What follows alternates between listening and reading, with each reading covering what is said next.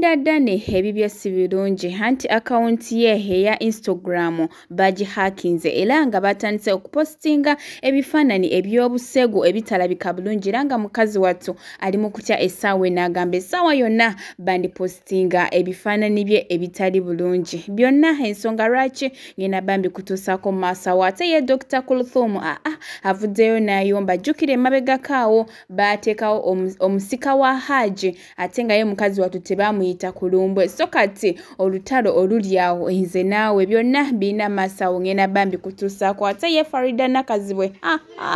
bannamasaka bakyekoze batya byonna ngenda bba mbikutuusaako butereevu naye nga kasooka okwebaza gwe n'omulungi asubscribinga ku Wonderboy UG timukwano wakola kyamaanyi nnyo ddala era nga nawe batandika okusubscribinga darling beera ng'osubscribingako na ku notification bell ayi tubeere nga bugiri etuteekayo mukwano ogwasooka ogifuna naye nga sinaba kweyongerayo mbadde nkusaba vidiyo eno gimpeera like ate sobola okuba nga yeeyongerayo naye nga seerabidde aba Biva Organic bano nga bakozesa eddagala ly'obutonde okukujjanjaba oba olina kirwadde ki beera ng'obakonako ku nnamba yaabwe y'essimu wansi awo ate babeere nga bakuyamba ate ye Hajati Kalodo akulombera edduwa byonna ebyekutte n'ebikola ki n'ebita naye nga nkongedzeko kulinda ddane bambi ye naye yahakinze page ye beera ng'ate togezzaako kwonoona linnya lyo omanyi abantu abamu we muhakinga page z'abantu ate mutandika okupostinga ebintu ebirungi naye bambi katumusabire ate asobole okuba nga page ye agifuna ate ye Farida Nakazibwe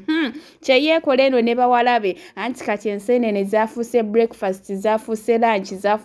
zaafuuse supper jjukira ono munnamasaka naye baaba ye ekintu akifunyemu anti obalengera sanyu jereere enseenene ye lunch ye breakfast ye supper byonna naye ng'ate mu maaso awo ngenda bankutuusako sitooli ya mwana muwala Dr. Kulthum ali mu kuyomba yeekalakaasa bataddeko omusika gw'abadde tamanyi tebaamuyise ku dduwa kale kugamba tebaamuyisiza bulungi naye agezezzaako n'agamba bajja be nti banaye mubeere gye muli nange mbeere gye ndi temuntambaala temukola ki bannange kikazi kyattu bambi kiyombe saagala mbeere nga nkyogerera njagala mbeere ate nga mukutuusako butereevu ate naawe obeere nga omwewulirirako naye nga oba tona subscribinga beera ng'osubscribinga. I sign out. Kyensuubira nti Seeka yandibadde namusanyufu nnyo kuba nti yasinga aweereza omwana we omugaati much as nsobola okuba nga ngumuweereza tamanyi mwana Sheikh kyalya tamanyi oba asoma tamanyi oba alwadde naye ye omulimu gwe kubeera wayimiridde n'anvuma simanyi kyanjagaza so abeereyo mukozi wange talibeera mukama wange talibeera ku grade gye ndiko Allah yamuleeta mu bulamu bwaffe nga mukozi akipinga eyo position ye. No, it's a reality. Buzo omulimu gwe gwakola.